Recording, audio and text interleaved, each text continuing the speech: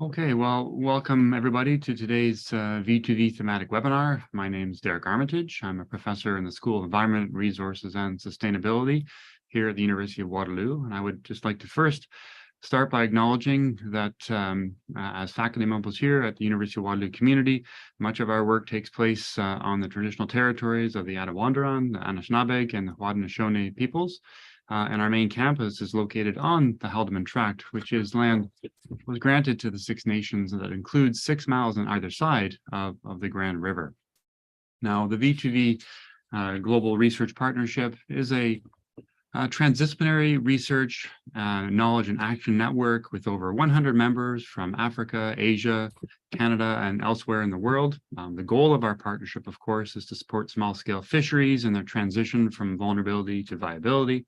And we do this in a variety of ways through the co-development and co-creation of knowledge about small-scale fisheries, to develop a repository of information and information system for small-scale fisheries, developing capacity, transdisciplinary capacity to support small-scale fisheries, and also synthesizing and integrating knowledge for the governance and policy in the small-scale fishing context.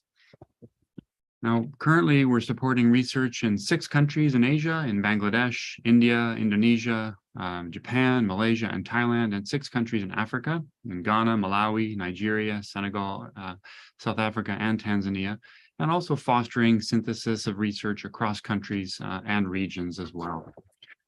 Today's thematic webinar is a part of a series of the V2V Global Partnership to facilitate and generate high-level discussions on vulnerability and viability themes and topics within the context of small-scale fisheries. Our goal really is to feature academics, government representatives, practitioners, and members of civil society who've made significant contributions to the theoretical or practical policy aspects of small-scale fisheries, both locally and globally.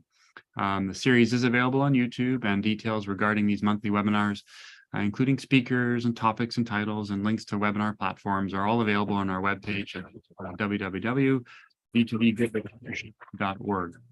Now, today's webinar is the second in the series of thematic webinars planned for this year, and actually the 26th webinar since January of 2021. So we've had many of these fantastic webinars, and it's really my privilege today to introduce Dr. Andrea Collins as our distinguished speaker. Dr. Collins is an associate professor, also in the School of Environment, Resources, and Sustainability, and also the Balsillie School of International Affairs at the University of Waterloo. She is also a co-investigator of the V2V Global Partnership. She obtained her Ph.D. In political science from Queen's University and was a SSHRC Postdoctoral Fellow at the Institute of Political Economy at Carleton University.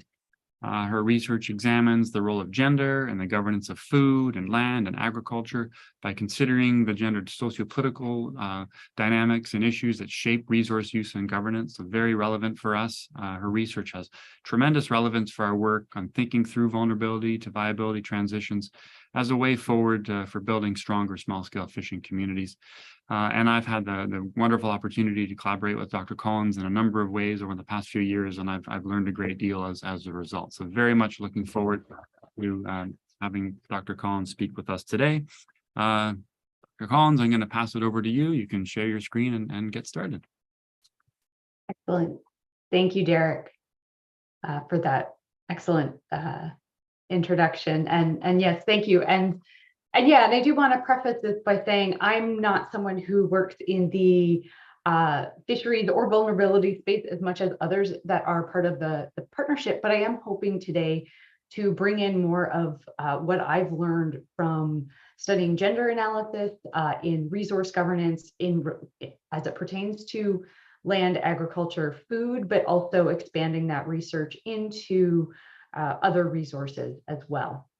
So today I'm going to I'm going to spend most of my time talking about how I think we can understand gender and use gender for academic analysis. And then towards the end, I'm going to briefly connect it to some of what I've read about feminist analysis around resource issues and the concepts of vulnerability and empowerment. So again, really briefly, just to recap what Derek just mentioned, part of my work analyzes environment and resource related policies and how they align with research and scholarship around gender differentiated experiences related to various resource sectors. But my background, I actually came from an international relations and global governance perspective. So I've analyzed policies being developed by various international institutions. And to do that, I get into the work that's done by geographers, anthropologists, sociologists, development practitioners, and so on to understand gender relations around various resource sectors.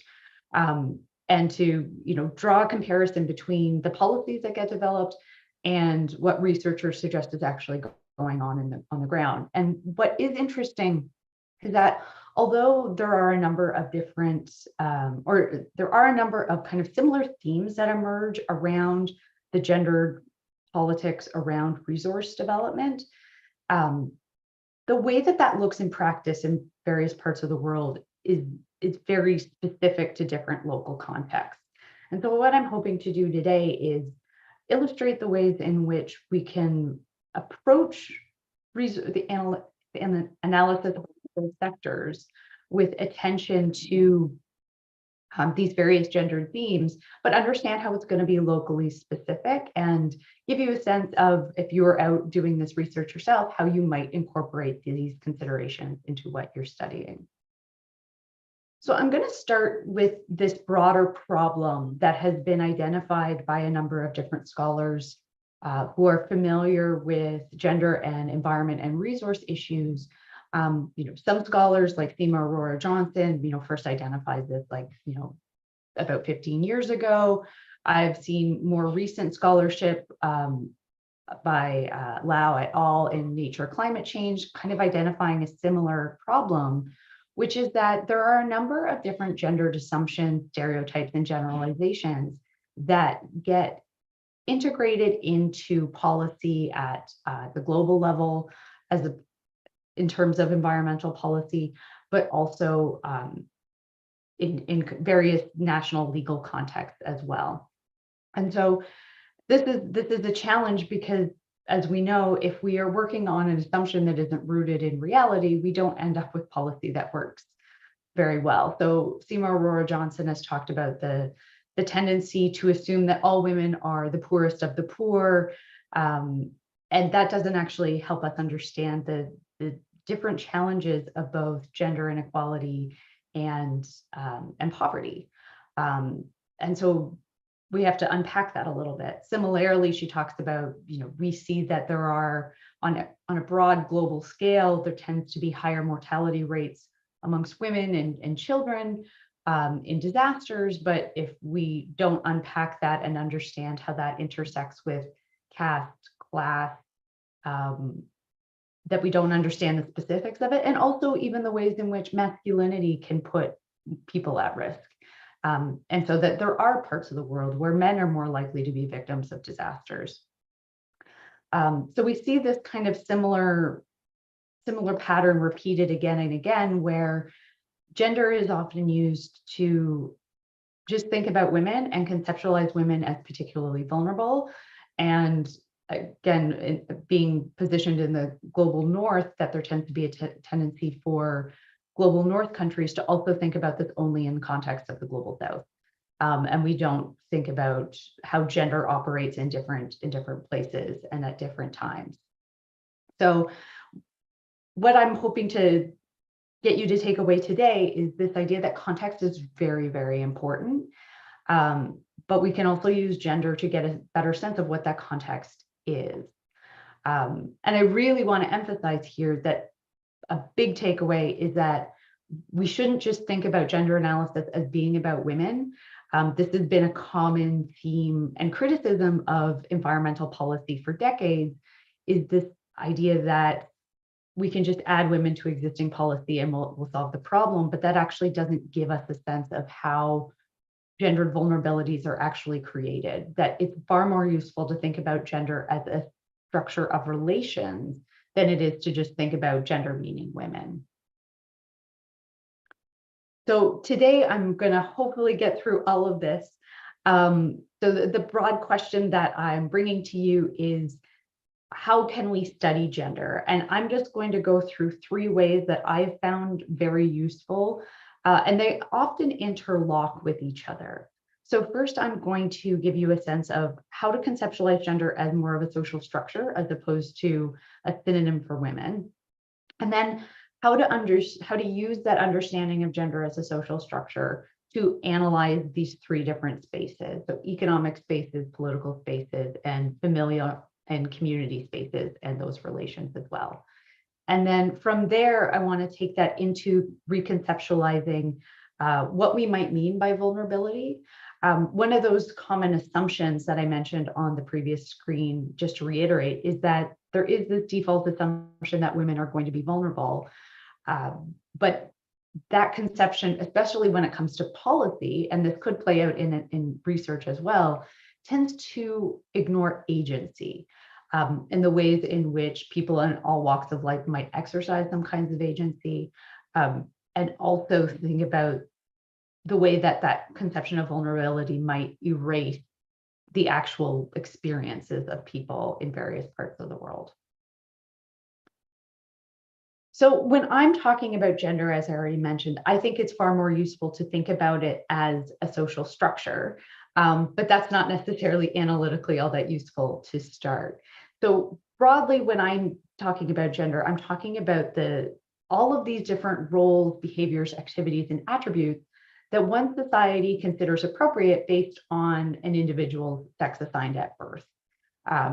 So if we think about, a very common example in the North American context is, a new child is born, and based on its physical characteristics, typically like its genitals, we assign, it's a boy, it's a girl. Like even from that moment, we're not talking about the apparent sex of a child, we are talking about constructing a gender identity around that. And so a society has all of these different roles, behaviors, and attitudes. And from a very young age, we begin as a society to start socializing people into these various roles. And so this can include things like personality traits, what we expect from people in a domestic context, so what kind of domestic labor roles they might take on, what kinds of occupations or jobs are appropriate for people based on their gender identity, and certain norms around physical appearance. And one way that I like to teach this when I discuss this with my students is, I break them into groups and say, if I walked up to you and said, act like a man, what does that mean? And I haven't taught them any of this, but inherently, or they just have this sense based on their experiences acting in the world of what that means to them. And so they commonly come back with responses like that might mean being strong or emotionless or tough, or having to be a provider. And to act like a lady, which I give them as another example, we end up with a lot of kind of Victorian morals, just kind of seeing the various reaches of those kinds of gender norms. But again, they have these ideas of this that women maybe should be docile, should be quiet, should be caring, should be delicate. And even right away, they start to see that, there's more of ways of being in the world and having gender identities that doesn't necessarily align with these, but they also have this sense of not conforming to these gender roles comes with consequences. And we'll talk a little bit more about that as we get through how to use this as an analytical concept. So gender then is socially constructed. It's something that Judith Butler describes as performative. We are doing this. It's part of kind of how we interact with the world, and we do this on an ongoing basis and reproduced over time. And understanding these different kinds of norms and expectations that society has around these social roles are really important for understanding how and why some groups might be privileged in some domains, like we'll talk about political, the economic, the household, and that even when rules change to admit people who maybe previously haven't been admitted, like extending the legal right to vote, or providing supports for women to be more active in economic activities, that there's actually going to be all these other socially constructed roles and norms and behaviors that might prevent people from being able to participate fully, that based on these kinds of social norms and expectations that have been set for them, it's very difficult to suddenly change the way that you behave. And also it doesn't necessarily change the way that the rest of society regards you, and that there might be consequences for speaking up when previously you hadn't been able to speak up. And that's something that I found in my research looking at agricultural land in Tanzania, is that, interviewing with development practitioners and administrators, saying that, we tried to do public consultations that include everyone in the community, and yet they witnessed when women spoke up that the women would be openly threatened by men in the community to say that, like, you can't say that in front of, outsiders in our community. And so there's this gender dynamic there, but then I think there's also this community and social pressure as well that all intersect. And I'll come back to that a little bit more. So I also like this concept to think about gender, to get away from just thinking about gender as an identity, which it absolutely is. This concept of gender is very much related to an individual sense of gender identity. So one's own perspective or one's own feeling of being a man, a woman, a boy, a girl, non-binary, gender queer, and so on.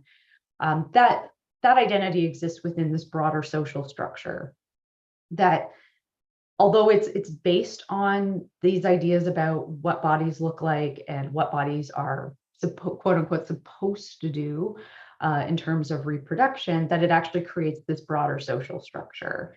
And so society has made meaning out of these physical characteristics that they apply to everybody in a given society. And so if there is a takeaway, another takeaway here is, again, if to think about gender as a set of relationships as opposed to just gender identity is really important. Because if we only think about gender identity, we tend to maybe only think about individuals and not the broader structure of relations that exist. That make it very difficult for people to, say, break out of gender, socially ascribed gender roles. So one way that I like to think about this, or one way to think about it, gender as a structure of social relations, is to think about the concept of patriarchy. And patriarchy is a fraught concept, in part because it's used in very flip ways, but it does have a specific meaning. So if we go back to the Latin roots, we're talking about rule of the father, and I like to go back to that because it denotes this idea of a system that has power relations built into it. And to say that even though what tends to be associated with patriarchal rule is this idea that men make all the rules, is that it's not just about men making the rules, but about the ways in which masculinity has priority. And so there's lots of examples of, say, political institutions that have gender diverse membership, but they are still organized around traditional masculine roles or values or expectations. So the idea of, I think of a parliamentary context that is very oppositional. It's aggressive. We have, it's not necessarily a collaborative environment, and it rewards people who might be very aggressive in their stances. They're willing to go after, whoever's in charge. And that kind of forum, even though it might house a gender diverse membership, still prioritizes masculine values and deprioritizes someone who might present in a more feminine way, in line with those kinds of feminine social expectations. So this is one way that we can conceptualize gender as a structure, in that it's not just about the individuals there, but the broader rules, norms, laws, institutions have all maybe been built around the expectation that men are going to be there, even if it's not just men that are there. So again, using the parliamentary context, like somewhere where we set the terms of when are the meetings going to happen. And if that doesn't align with, say, care requirements, say needing to put children to bed or do other kinds of care or resource work, that it might exclude people that have to do that kind of work. Closer to something like resource management and small-scale fisheries, we might think about the ways in which patriarchy manifests in terms of patrilineal inheritance. So inheritance that falls along the male line. And so that's another way in which gender access is structured, such that resources will be inherited from fathers to sons, as opposed to, parents of any gender identity to other, like to all of their children, regardless of gender identity. And this also intersects with expectations around age. So perhaps the youngest child might be the one who receives more resources, because the youngest might be the one who provides for family in old age, or vice versa. It could be the oldest child, again, depending on the local social context. And so this is another example of where something like inheritance might be a really important angle to understand who has control over resources or land or space. But it will vary from context to context. Similarly, patrilocality, which is usually used to denote, if someone is married and they move to go live with one spouse's family. So patrilocality usually denotes that if we're talking about a man and a woman being married, going to go live with the man's family as opposed to the woman's family. Similarly, there are cases of matrilineal inheritance or matrilocal practices. On a global scale, they're in the minority, but they also exist. And it's another way in which gender might be regarded as a structure. So depending on if you're doing research in different parts of the world, that would be something to think about in terms of how does inheritance happen and the access to those resources. What does that mean for subsequent generations? What does it mean for the present generation in terms of what resources they have at their disposal? And also, what could they ask for in this context? So I know there's a lot of contestation around land in terms of this idea that if women are going to marry out of their own clan and settle somewhere else, in those cases, communities tend to be less likely to give women control over land. They might get access to land while they're part of that community, but the idea that women are mobile, they're transitory, often comes into play and gives them more limited access to resources in certain parts of the world. The other really key aspect that's really, I think, proven to be useful for a number of different research areas around the world when it comes to gender is recognizing that there is not just gender relations going on, but there are all these other relations going on as well. And so one tool that helps us to understand women as not just a homogenous group, that they're just the only, that like all women's experiences are the same, is this idea of intersectionality. So intersectionality has its roots in critical Black feminist legal scholarship. Kimberly Crenshaw here is credited with coining the term, but her and other experts say these ideas long predate her coining the term in 1989, that there's lots of Black feminist activism in the United States that spoke to the different experiences that Black women had in this context.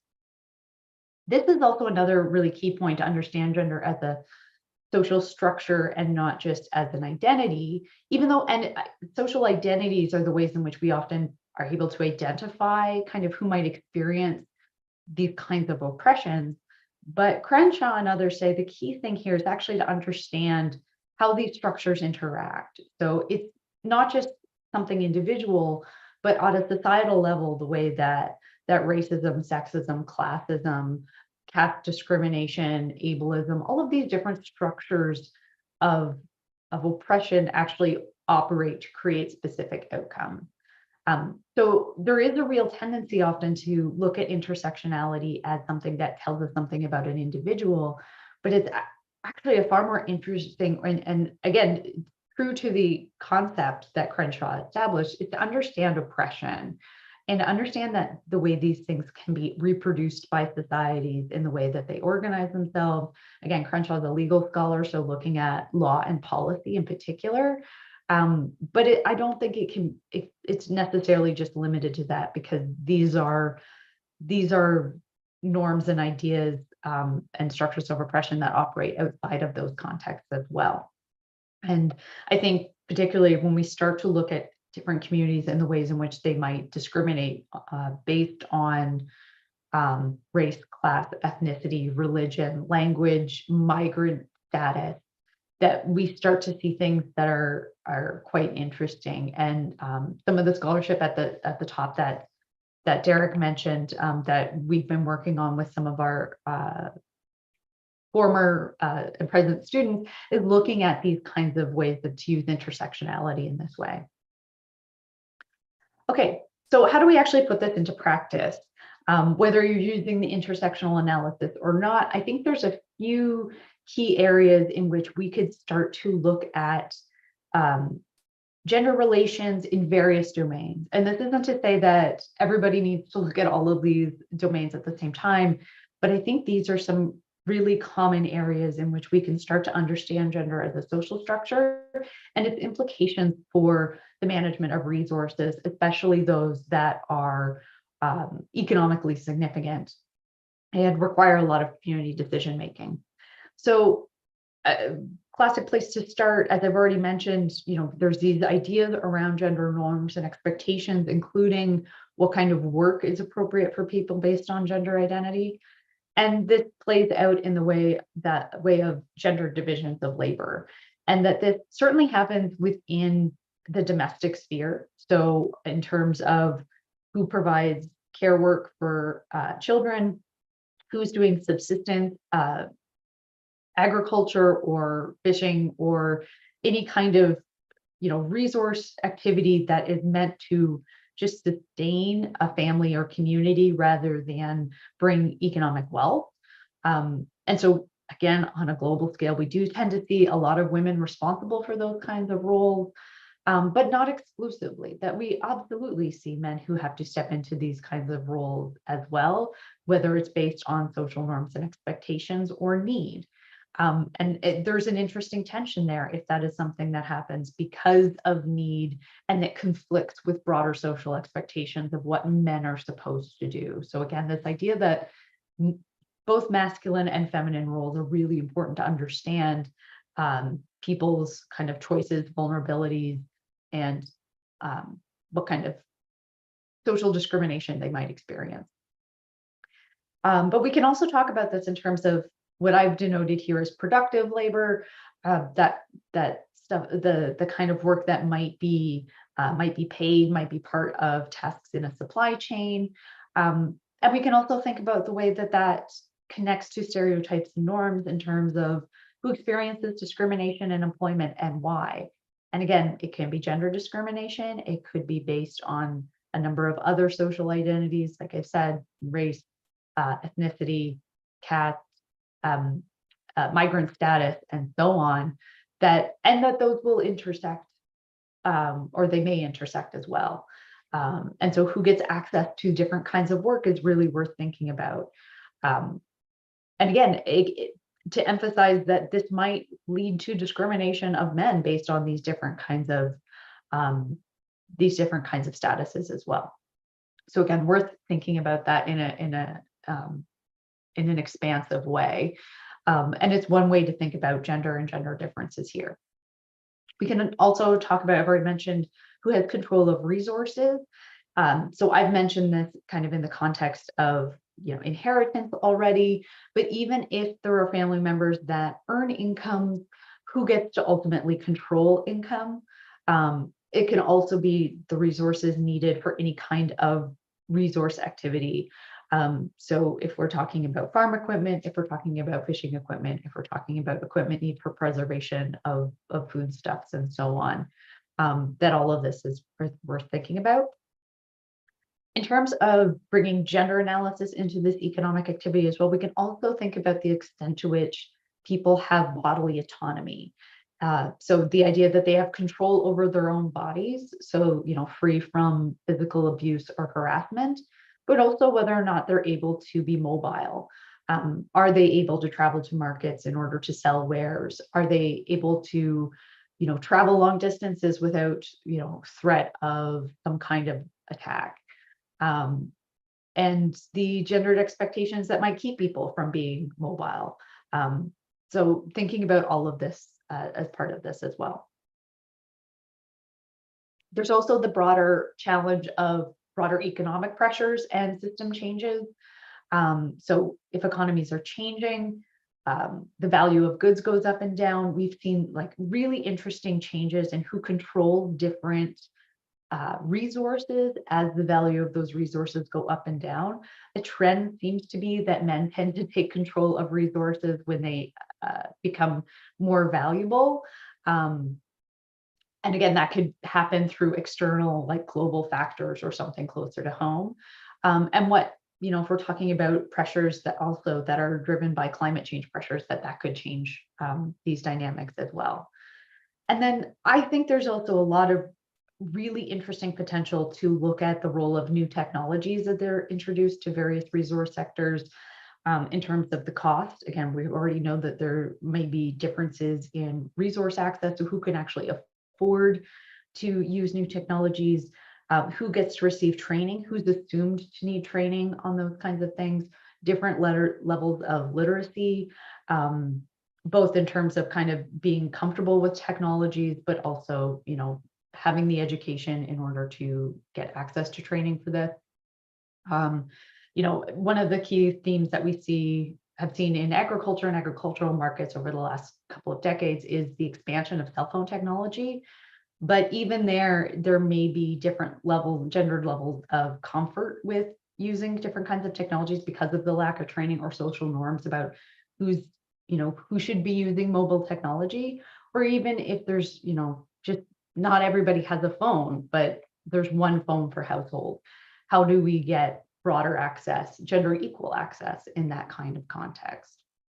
And there has been some research to suggest that, even where there is expanded mobile technology and broadband internet access in some rural areas, that women may be less likely than men to take use of it. And again, the idea that the early research is showing that it's, a mix of social norms, intra-household dynamics, so what's going on within the household, which we'll get to, and kind of the lack of access to different assets. So again, this gap in resources leads to, again, a combination of factors, not just one thing, and part of why it's helpful to think about gender as the structure of relation.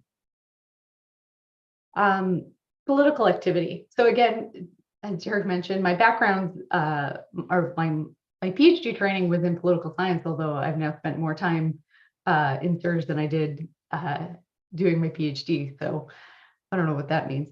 But I still think it's really useful to think about political activity broadly defined. I think about it, yes, to include formal political institutions and government, state governments and that kind of thing, but also to think about the power relations that exist at all different levels. And that can be in the community management of various resources. And so thinking about this from a gendered perspective, the things that I found really interesting, especially around land governance that is governed, closer to people's communities, especially through customary modes of governance, through traditional authorities and that kind of thing, is to think about who has access to decision making. So yes, to think about how that works in state-led government, what kind of representation happens there, but also thinking about decision making closer to communities and the way that they manage resources as well. And of course, all the interesting interconnections that happen from the state level all the way down. So who gets access to that kind of decision making? Is access limited to people who of a certain age or certain gender identity? Perhaps certain families that, again, if we're talking about certain elite families, people who maybe are regarded as being upper class or of a higher caste, that they get more access to different kinds of decision making. Similarly, who makes decision making or who makes decisions over conflict in terms of access to justice?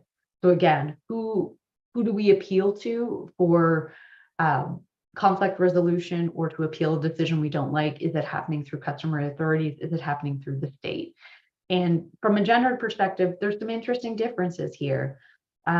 Where things are governed according to custom in some places, women may have really strong claims in customary authority, or they may not. And so if there isn't, a written record, there isn't necessarily the same kind of tracking of how decisions get made as happens in, more statutory justice systems. that there can be that gap, but there are real advantages. It's closer to home, it's less expensive. And if you have significant appeals and connections in your community, that might work really well. On the other hand, a state-led justice system might be, you might have more rights kind of under written law, but that also comes with added costs. It might require travel. There's a challenge there. Talking here about access to resource rights. So again, this shows that how all of these things are interacted. This will often coincide with family and community values, patrilineal, patrilocal practices, and so on. Who gains access to certain resources, and that might conflict with what's written in law. So again, we see lots of cases where there's equal rights guaranteed to people based on gender identity under the law, but that varies from place to place. Bias in policy design. So legislation that does say recognize equal rights under the law, but laws written around spousal contributions, divorce law that doesn't account for gender inequality can undermine those. Another key thing that we'll come back to is this idea of having the power over somebody, having the power to do something, or the power with someone to kind of exercise power and choice. And this will come back to when I get to the empowerment piece, but I see I'm very quickly running out of time.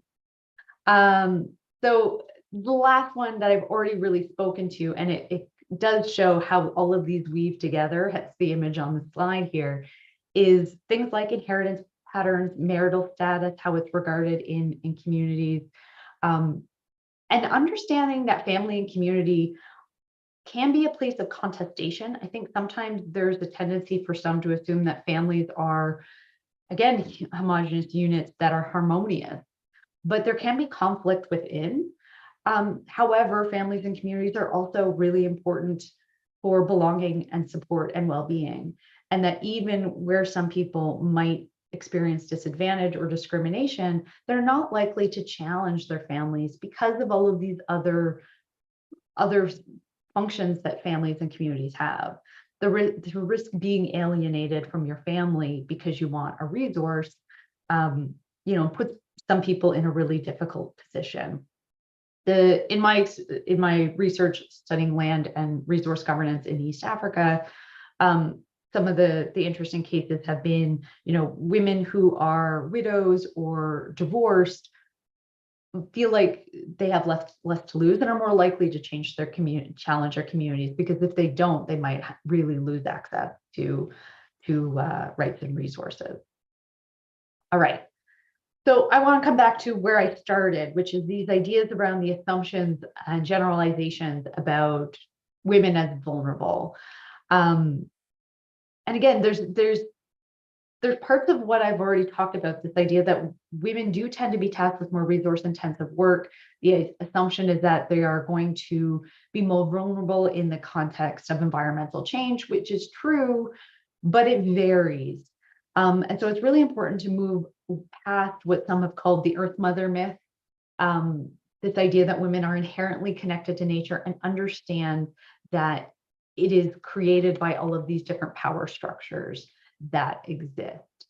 So I'll just kind of briefly go over some other ways to think about vulnerability here. So this idea of having a generalized belief in women's vulnerability will silence different contextual differences, right? This importance of context. And so paying attention to all of these things that I've talked about, and surely others that I have not had the time to touch on, get us closer to understanding the actual specifics of what makes somebody in a community or entire groups in a community vulnerable. So, if we're thinking about how people get included to make better decisions on how to manage risks, that's really important, right? So, but to understand that within context. So some decision making, even if it includes more gender diversity, more women, more people from marginalized groups, that might necessarily not lead to change if those people are already connected to, say, powerful members of the community. If they are someone who is already closely connected to very powerful people in a community, that might not necessarily change anything. It's not in their interest to change the dynamics of what's going on. So just adding women to decision making might not actually result in any change if we're not creating opportunities and spaces for people who have been marginalized to actually participate. And then keep in mind all of these other gendered norms about who gets to speak up. Yes, maybe we've included women in the community discussions, but they're sitting at the back of the room. Overcoming those kinds of expectations about what people should do or not do, it's difficult to overcome. Those are social and structural issues that need to be considered as well. Thinking about the various economic pressures that might affect people, and again, not just women, but thinking about how this might affect people who are expected to be breadwinners. Again, typically we're talking about men who are expected to earn good incomes, and again, pressures that we've seen in various resource sectors. It leads men to be traveling, like moving further afield for perhaps migrant labor, whether or not their family comes with them. What conditions does that create for family members that maybe are left behind? All kinds of things that we could think about. We understand gender as relational. It's not just one person, it's the relations in the community. And then, as I've already suggested, the way families and communities might be really supportive in times of vulnerability and in creating senses of well-being, but also can be a force for exclusion in terms of protecting land and resources that belong to a particular community. So one of the things I'm often accused of by my students is that I teach things that are really depressing, and I also try to come up with, what might be solutions. So one thing that has, maybe fallen more into disuse in recent years, but it's often been talked about in terms of kind of capacity building, is this concept of empowerment. Now, the actual academic feminist conception of empowerment is, as I put on the slide here, this idea of a process of change that enables someone to make choices and exercise real power. That's often been co-opted to mean economic empowerment. And my research has looked at the ways in which certainly global policy has taken this idea of economic empowerment and talked about the ways in which we can just include women in markets, have them earn more money, and this will address vulnerability. And there are advantages to that. I'm not going to dismiss that having more resources isn't an important thing, but it does tend to overlook all of these other vulnerabilities that exist, including those that might be connected to participating in something like export-led growth. In global trade volatility is always front of mind. So that's one thing. But it actually, this idea of focusing only on the economic activity moves us away from this idea of making choices and this actual idea of empowerment that would mean self-expression and self-understanding, and actually being able to exercise choice and to have the capacity. And I think that the original idea of empowerment is useful to consider if we're considering capacity building in the context of vulnerability. So I share this here to prompt a reflection on how this fits with the literature on vulnerability, on which I'm not an expert, but also ideas around resilience and adaptive capacity. And I think there's some complementary ideas here between this ability to have the ability to exercise choice. And so what that looks like in some ways, or well, as Kabir has also talked about, is having access to resources, both material resources, but also human and social ones, those relational elements that create social norms, that give someone the authority to make a decision, to have access to education, learning, training, and those kinds of things, but also be in a social context that enables you to make choice. And so those are considered preconditions. Like in order to be empowered, you need that as a precondition. Agency, the ability to actually participate in decision-making and negotiation, define your own goals and act on them. This gets back to this idea of having the power within to do something. And then having, an outcome that is about well-being, that you're making choices, that the outcome side of this, the achievement, is something that is kind of a lasting sense of well-being. I've already been talking for a good amount of time, but I do want to briefly talk about there are real research challenges to undertaking gender-aware research, including, the positionality of people who are doing the research versus those in their communities. That's a key thing that feminist scholars are always talking about, this idea that we have to understand our power relations. And recognizing that these patterns of gender relations and inequality that we want to understand might also be an obstacle to actually accessing different groups. We've talked about the ways in which women might be socialized to not speak up as much. How does that play out in research? Who are they more likely to talk to? And also the ways in which, if you directly ask someone about whether or not they've been discriminated against, they may or may not react. They might not know how to react, right? Most people aren't actively thinking about the ways in which you're discriminated against every day. So asking questions about experiences that we know are connected to things like access to resources, decision-making, and so on, might actually get at some of the challenges. And so sometimes this kind of research means getting into questions of gender inequality more indirectly, rather than asking someone, how does your gender affect think? Because some people might not see that every day. And of course, someone who's working in an interdisciplinary space, there's a lot of different ways that we can scope this out. And I've given you three broad areas that would be difficult to study all of those at once, but understanding how they connect to each other and maybe focusing on one area is probably more useful. So I promise I'm almost done. Big takeaway, as I said, context really matters. I've tried to give in some big themes that you can pull on, but that in different local contexts, it's going to look really different. I would encourage you to unpack any gendered assumptions that you maybe came in with, this idea that women are always going to be more vulnerable, and yeah, thinking more about gender as a social structure instead. So anyway, I'm happy to elaborate on any of those, but that's what I have. There's my thank you slide. Yeah, thanks for coming and thanks for listening, and I look forward to your questions.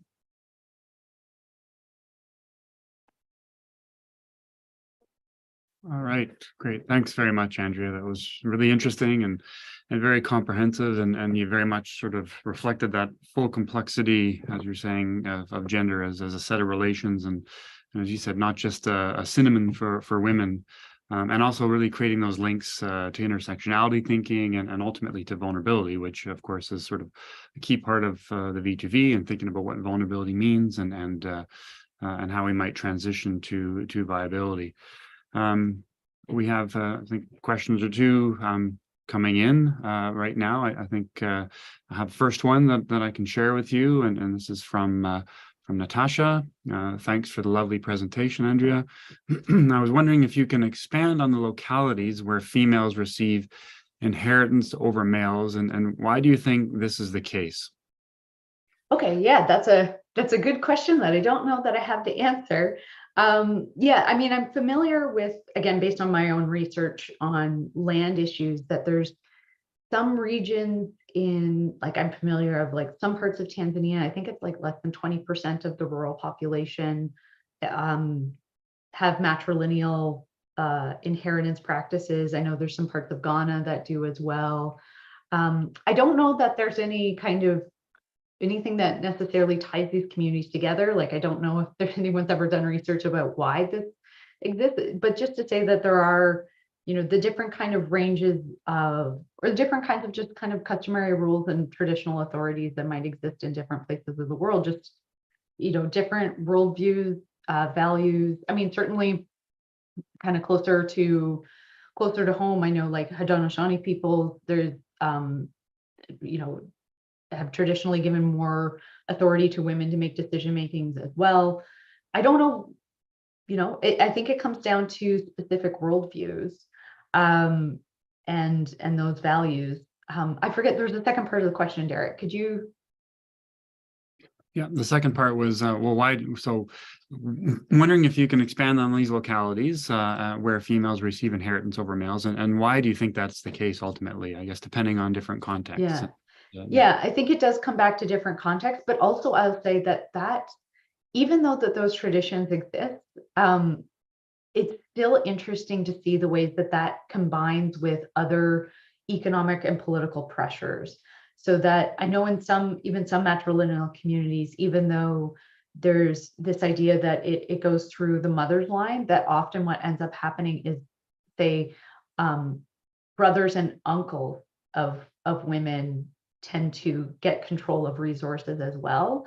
And as state governments change the ways in which, like, say, land is registered or whose rights are recognized, that even if a community has traditionally valued matrilineal inheritance, that if outsiders come in and start registering resources in the name of, say, a household head, it starts to concentrate power, those resources in the hands of men, which has been an actually kind of interesting phenomenon in a number of countries, that even where we see matrilineal inheritance, the state doesn't recognize that. And there's cases of that happening, I know, in various South Asian countries. Oh, the name of the book is escaping me, but there's a great book on gender and land governance written in the mid-90s that talks about these kinds of dynamics in a range of South Asian countries. As well. So yeah, I don't have more specific than that, but it's another great example of where context is really important to get into the local dynamics of what's going on. I hope that answers that question. Great. Yeah, it does. And actually, a nice follow-up question here, which kind of gets into this, is from Naya Death.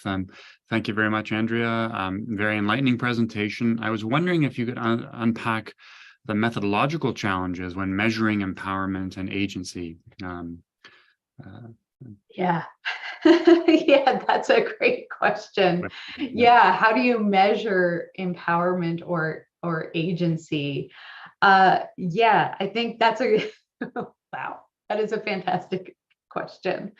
Yeah, so and that's actually been something that has been kind of an ongoing issue, is how do we measure this?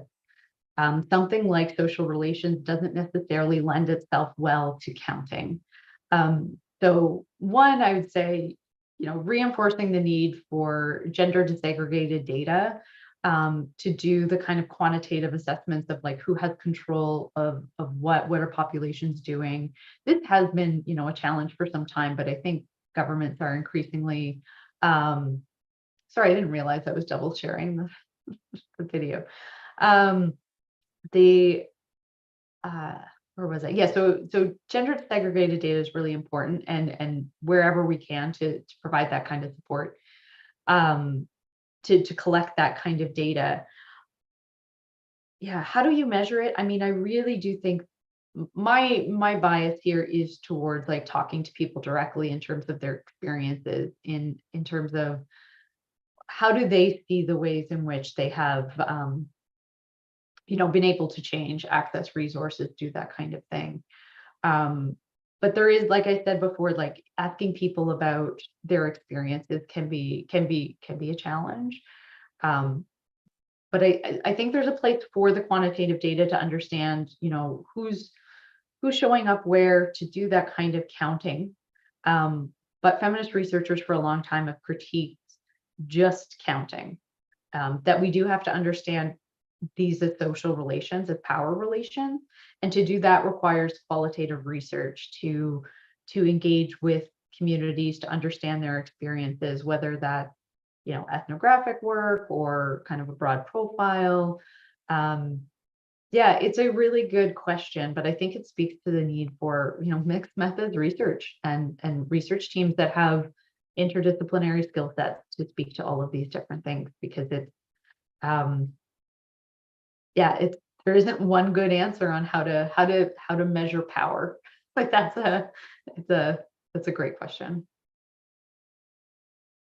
Yeah, super. Thanks, Andrea. So have another question here. Again, I think in many ways sort of builds on some of these really interesting questions from Milena.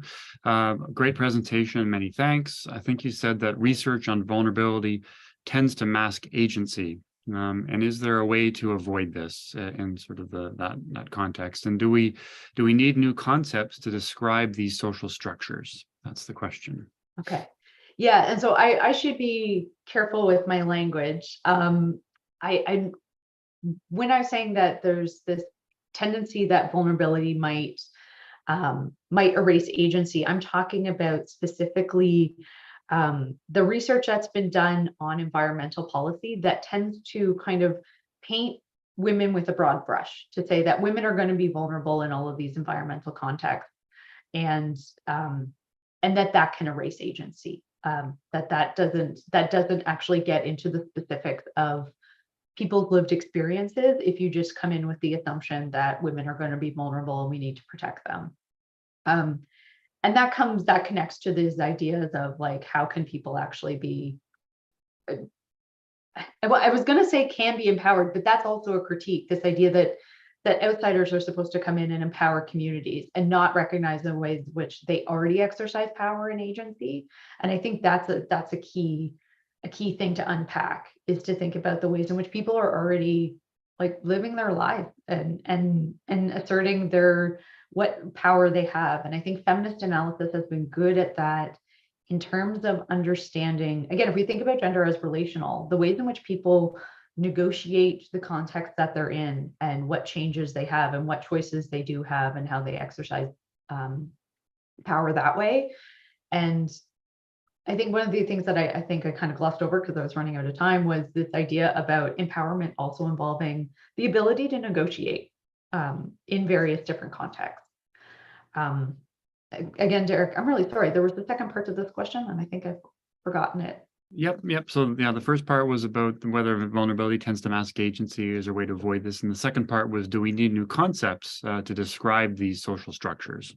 Yeah, I mean, I guess it depends on the social structure. And I'm also, always encourage someone, if you've got other ideas, or like if the existing concepts in literature don't fit with what we're seeing, to come up with new and better ideas. And I do think that might be part of why there's been a movement away from using the language of empowerment. I think part of it has been co-opted, at least certainly in the food space in which I've operated, that when I've interviewed activists, they're saying they don't like this language anymore because it has come to be associated with economic empowerment in particular, and not about other about. And so like in the food space, it's moved to being about things like food sovereignty, and how feminist activism might happen in there. So yeah, I mean, of course, I think there's probably new spaces and new concepts, and there could be other ways that we could think about empowerment, perhaps capacity, thinking about capacity building, and maybe thinking about capacity building through this lens of gender analysis might be a really fruitful way to move forward. Great. Yeah, and that actually ties in nicely with one of the working groups within the V2V partnership is around capacity building. And this is as you're adding some dimensionality, that's really super. A few more questions are coming in. I have one here from Yusuf, and I know you're not a fisheries person per se, No. And this is a bit focused on that, but maybe we can sort of think through it. So the question was, thank you, Andrea, for the great presentation. So the question is, can post-harvest loss of fish, and I'm thinking maybe through waste or market challenges or something like that, can also be influenced by gender differences?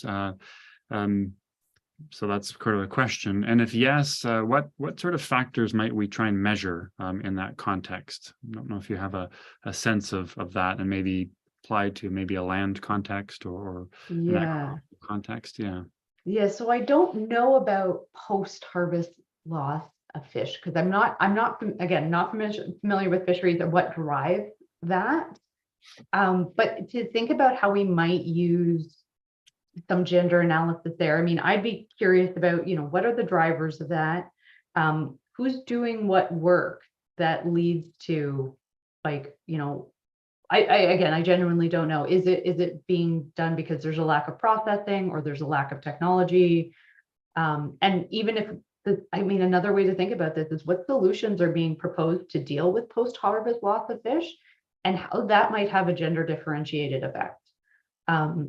I happy for your prompt there, Derek, about like how this might apply with the food stuff, because we're thinking about, stressors on food and climate change, and there's been, a real push to come up with new technologies to deal with these challenges. But bringing in these new technologies doesn't necessarily think about how people are going to be affected by them differently and who it might push out of different spaces.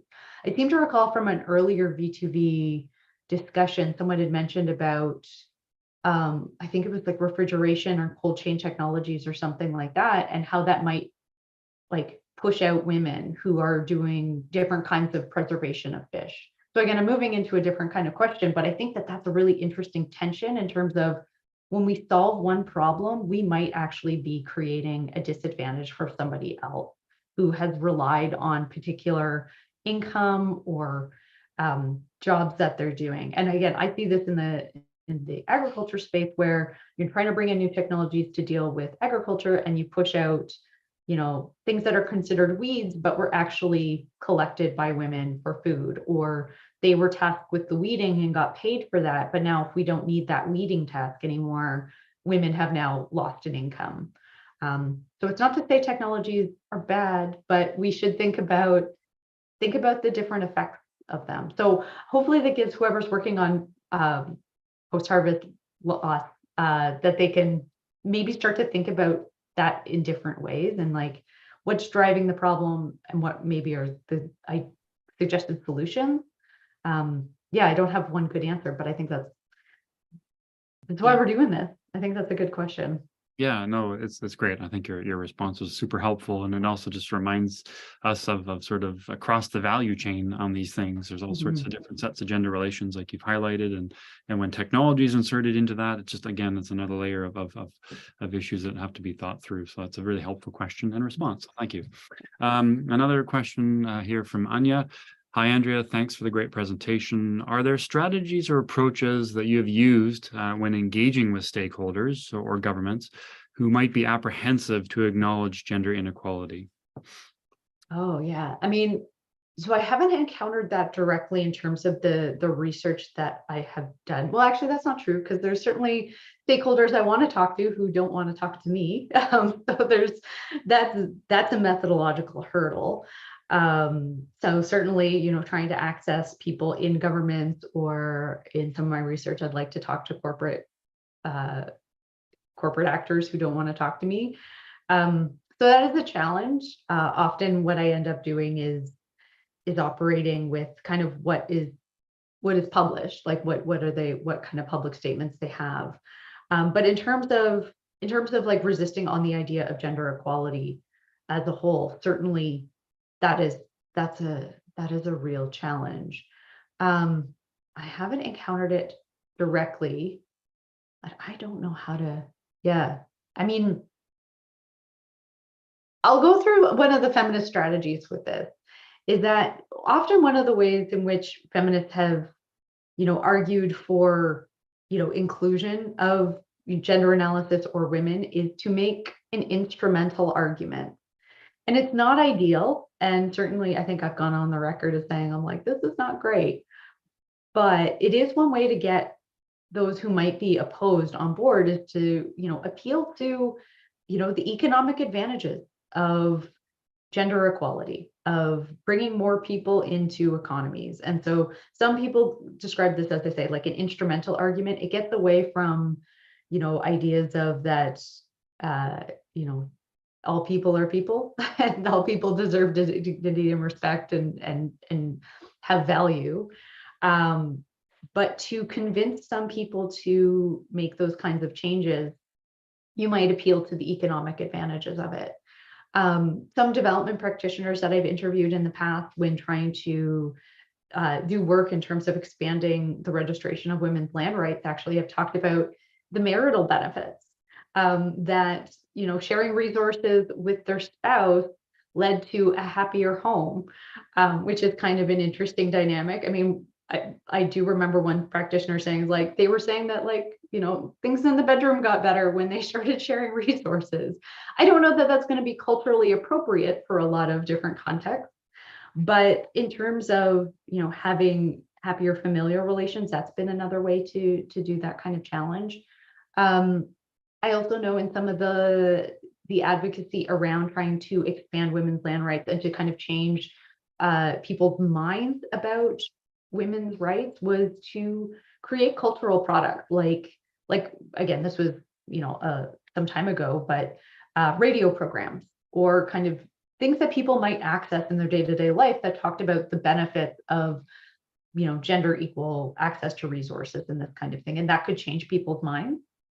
Another thing would be finding allies in communities that have influence. So in if we're looking at customary authorities, if there are, you know, clan leaders or chiefs or whoever's kind of regarded as in charge, if you have allies there who are interested in gender equality, that they can be really important allies.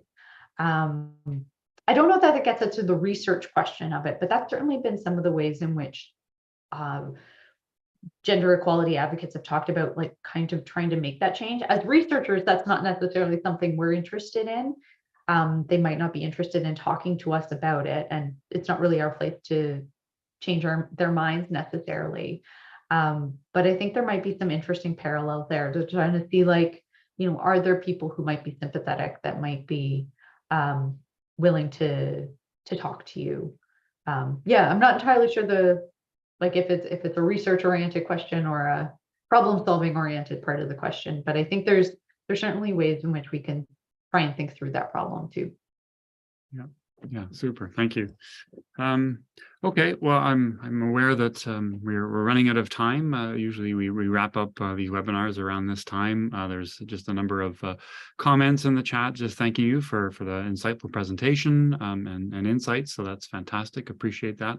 I guess I just want to end maybe, you know, one of the things you've mentioned here a lot is getting us to think about ideas of relationality and intersectionality. And as we sort of consider this role of the vulnerability to viability transition, you know, I think it's really helpful for these kinds of perspectives to take us beyond sort of this idea of gender and really help us think through very carefully what these things mean for us. So I just want to thank you for that. I really appreciate the time and the contributions in the talk today. If you have any last final words of advice for Andrea for the V2V project in terms of exploring some of these issues, I'm wondering if you have one or two final messages you'd like to share, and then we'll wrap up. Yeah. Sure. Well, and thanks, Derek. And I appreciate being invited. It was great to share this, especially at the time that we're at with the project. Yeah, I mean, closing thoughts. I think I'd reiterate again what I was saying throughout the presentation is that, like, context is really important. And to try to, like, I feel like I have to walk this fine line of trying to come up with something that's general and applies broadly, but also to say to everyone, it's always really context specific. So I hope I've given everyone a bit of a jumping off point to even just think about gender, even if the gender is not kind of the driving force of your research. But to think about the various ways that it could be. And I would say again, because it did come up in the questions, I am really intrigued by the supply chain aspect of this, the economic dimension, the new technologies that might be coming in. I think that that's a really interesting point at which to think about gender analysis there, in part because who does what tasks in supply chains is often connected to what society thinks people are appropriate for, and even like the value of their work. And I think that's a really important thing to think about. And also who has access to technologies and who's going to benefit from these new technologies as they're introduced, and who's considered. And I again, I don't know the fisheries space as well as others, but I think there's been in some cases like a marginalization of maybe feminine associated tasks or women's tasks in some of this, and to think about all of this as well, because I think it all kind of connects together. Yeah. Yeah, super. Okay, well, thank you very much again. I really appreciate it. On behalf of the V2V partnership, thank you very much. And just a reminder that, again, keep an eye out for the thematic webinars. The next one will be towards the end of next month, usually the last Friday of every month. So please do keep an eye out for that. And at the end, we want to just, again, thank everybody and have a good rest of the evening or rest of the day, wherever you are. So thank you. Take care. Thanks.